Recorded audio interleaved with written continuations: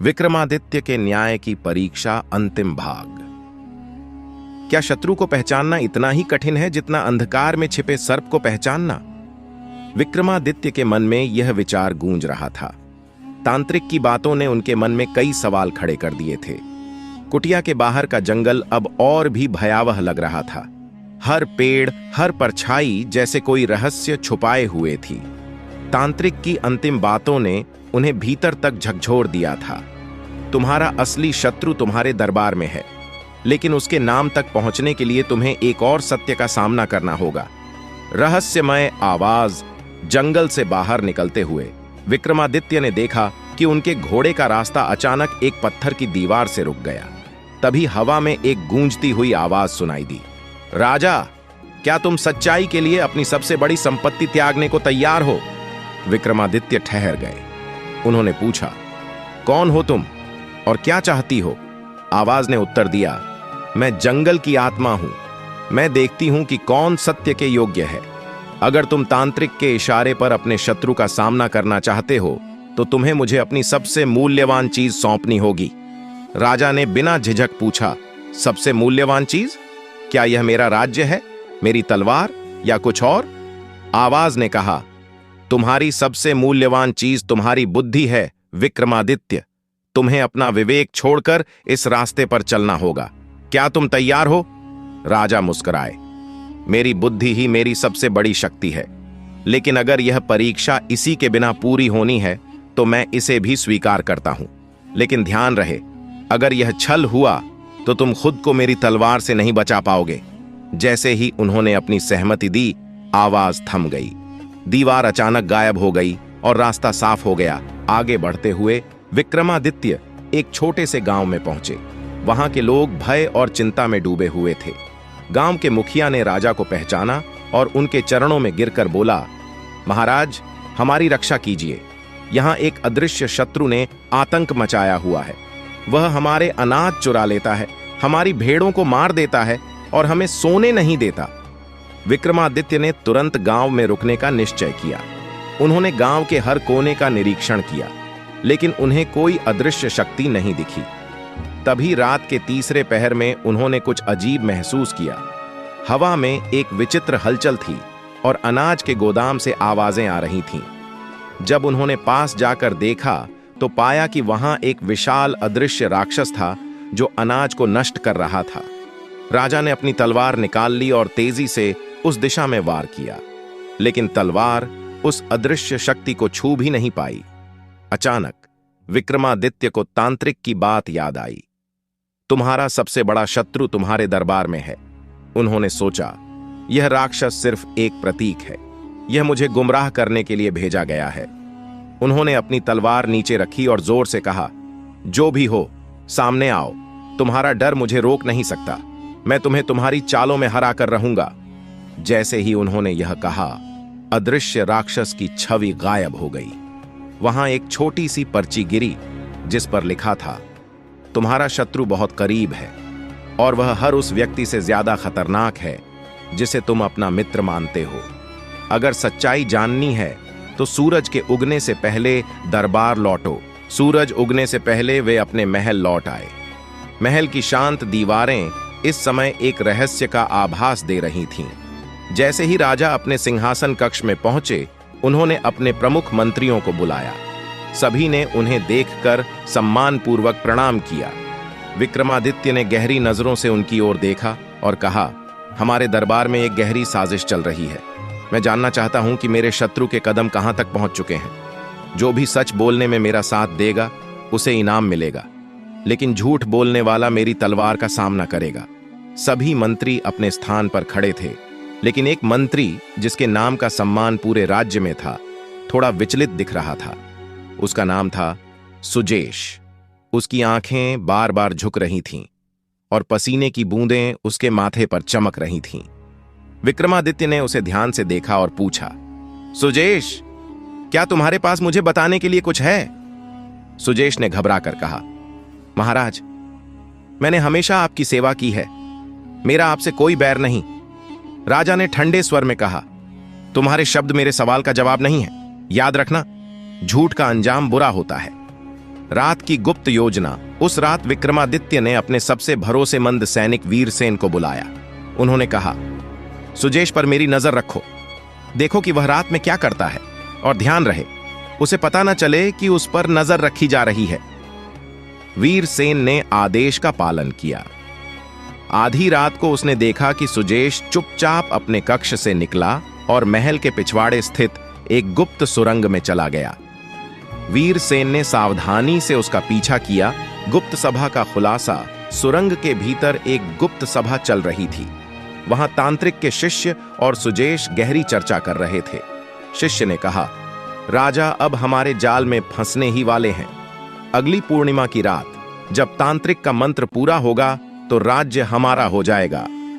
सुजेश ने सहमति में सिर हिलाया और बोला, बस मुझे मेरी जगह मिलनी चाहिए। मैंने तुम्हारी मदद के लिए सब कुछ दांव पर लगा दिया है। वीरसेन ने यह सब सुना और तुरंत राजा को खबर दी। राजा का न्याय सुबह दरबार में राजा विक्रमादित्य ने सभी मंत्रियों को बुलाया। सुजेश को भी बुलाया गया। उन्होंने कठोर स्वर में कहा, सुजेश, क्या तुम मेरे विश्वास को धोखा देकर दुश्मन के साथ मिले हो? सुजेश घबरा गया और झूठ बोलने लगा। तभी वीरसेन ने सबूत के रूप में रात की सारी बातें राजा को बताईं। सुजेश को पकड़ लिया गया, लेकिन तभी एक गूंजती हुई आवाज दरबार में गूंजी। यह तांत्रिक की आवाज थी। राजा विक्रमादित्य, तुमने केवल मोहरे को पकड़ा है, असली खेल अब भी बाकी है। तैयार हो जाओ, क्योंकि अगली चुनौती तुम्हारी न्यायप्रियता को हिला देगी। सुजेश को कारागार में डाल दिया गया था, लेकिन तांत्रिक की गूंजती चेतावनी अब भी विक्रमादित्य के कानों में थी। अगली चुनौती तुम्हारी न्यायप्रियता को हिला देगी। अगले दिन दरबार लगा। अचानक एक अजीबो गरीब व्यक्ति दरबार में आया। उसकी पोशाक फटेहाल थी, पर उसकी आंखों में अजीब सी चमक थी। उसने राजा को झुककर प्रणाम किया और कहा, महाराज, मैं एक बड़ी समस्या लेकर आया हूं। मेरा मामला इतना पेचीदा है कि इसका न्याय केवल आप ही कर सकते हैं। विक्रमादित्य ने गंभीरता से कहा, बताओ, तुम्हारी समस्या क्या है? उस व्यक्ति ने कहा, महाराज, मैं एक व्यापारी हूं। कुछ दिन पहले मैंने अपने पड़ोसी से एक बटुआ उधार लिया था, जिसमें 500 स्वर्ण मुद्राएं थीं। मैंने उसे वादा किया था कि उसे सही सलामत लौटाऊंगा, लेकिन कल रात जब मैंने बटुआ उसे लौटाया तो उसने कहा कि बटुए में केवल 300 मुद्राएं हैं। उसने मुझ पर चोरी का इल्जाम लगाया। महाराज, आप ही न्याय करें। राजा ने पूछा, क्या तुम्हारे पास कोई गवाह है? व्यापारी ने सिर झुका लिया। नहीं महाराज, यह घटना केवल मेरे और मेरे पड़ोसी के बीच हुई थी। राजा का न्याय विक्रमादित्य ने व्यापारी को शांत किया और कहा, तुम्हारा पड़ोसी कहां है? उसे यहां बुलाओ। थोड़ी देर बाद पड़ोसी को दरबार में लाया गया। उसने कहा, महाराज, यह व्यक्ति झूठ बोल रहा है। मैंने इसे 500 स्वर्ण मुद्राएं दी थीं और अब यह मुझे केवल 300 लौटा रहा है। यह चोरी है। राजा ने दोनों की बातें ध्यान से सुनी और कुछ देर सोचने के बाद मुस्कुराए। उन्होंने कहा, दोनों बटुए और मुद्राओं को मेरे पास लाओ, मैं खुद देखूंगा। दोनों ने अपने अपने बटुए राजा को सौंप दिए। राजा ने बटुए को ध्यान से देखा और मुस्कुराते हुए कहा, यह बटुआ किसी भी व्यापारी का नहीं है, यह किसी और का है। दरबार में सन्नाटा छा गया। दोनों व्यापारी हक्के बक्के रह गए। विक्रमादित्य ने गहरी नजरों से दोनों को देखा और कहा, तुम दोनों सच नहीं बोल रहे। यह बटुआ एक तांत्रिक की चाल का हिस्सा है। तभी दरबार में गूंजती हुई हंसी सुनाई दी। यह तांत्रिक की थी। उसकी आवाज हवा में तैर रही थी। वाह विक्रमादित्य, तुमने मेरी पहली चाल को भांप लिया, लेकिन यह तो सिर्फ शुरुआत है। अगले न्याय की परीक्षा में तुम्हें अपने ही लोगों के खिलाफ खड़ा होना होगा। क्या तुम उस समय भी सच्चाई को चुन पाओगे? विक्रमादित्य ने कठोरता से कहा, चाहे कितनी भी चालें हों, सच्चाई और न्याय के रास्ते से मैं पीछे नहीं हटूंगा। विक्रमादित्य के मन में तांत्रिक की चुनौती गूंज रही थी। इस बार का मामला उनके जीवन की सबसे कठिन परीक्षा लेकर आया। रात के समय महल के भीतर राजा की सबसे कीमती तलवार न्यायधारिणी गायब हो गई। यह तलवार विक्रमादित्य के न्याय और शक्ति का प्रतीक थी। सुबह दरबार में इस चोरी का पता चला। गुप्तचरों ने जानकारी दी कि तलवार को चोरी करने वाला व्यक्ति महल के भीतर का ही है। शक 3 लोगों पर गया। सेनापति वीरभद्र, जो राजा के सबसे भरोसेमंद योद्धा थे, मंत्री चंद्रगुप्त, जिन्होंने हमेशा राज्य के हित में कार्य किया था, विक्रमादित्य का बड़ा भाई राजकुमार भानु प्रताप, जो एक समय सिंहासन के लिए उनके प्रतिद्वंद्वी रहे थे। राजा विक्रमादित्य ने तीनों को दरबार में बुलाया। तीनों ने अपनी निर्दोषता की दुहाई दी। वीरभद्र ने कहा, महाराज, मेरा जीवन केवल आपकी सेवा में समर्पित है, मैं ऐसा कैसे कर सकता हूं? चंद्रगुप्त ने कहा, मैंने हमेशा राज्य की भलाई का कार्य किया है, यह मुझ पर लगाए गए झूठे आरोप हैं। भानु प्रताप ने गंभीर स्वर में कहा, मैंने तुम्हारा साथ दिया है विक्रम। मैं भले ही सिंहासन का दावेदार था, पर यह तलवार चोरी करने जैसा छोटा काम नहीं कर सकता। विक्रमादित्य ने कहा, मैं तुम्हारी बातों पर यकीन करना चाहता हूं, पर न्याय किसी पर विश्वास के आधार पर नहीं होता। मैं सत्य का पता लगाऊंगा। राजा ने कहा, हम तीनों को एक विशेष परीक्षा से गुजरना होगा। इस परीक्षा में सत्य और झूठ का पता चल जाएगा। उन्होंने तीनों को एक गुप्त कक्ष में बुलाया, जहां तलवार की प्रतिकृति रखी गई थी। उन्होंने कहा, यह तलवार सच बोलने वालों को कुछ नहीं करेगी, लेकिन झूठ बोलने वाले को जलन का एहसास होगा। अब तुम तीनों इसे छूकर अपनी सच्चाई का प्रमाण दो। तीनों ने तलवार को छुआ। वीरभद्र और चंद्रगुप्त शांत खड़े रहे, पर भानु प्रताप का चेहरा बदलने लगा। उसने हाथ झटक लिया और कहा, यह तलवार जल रही है, यह जादुई है।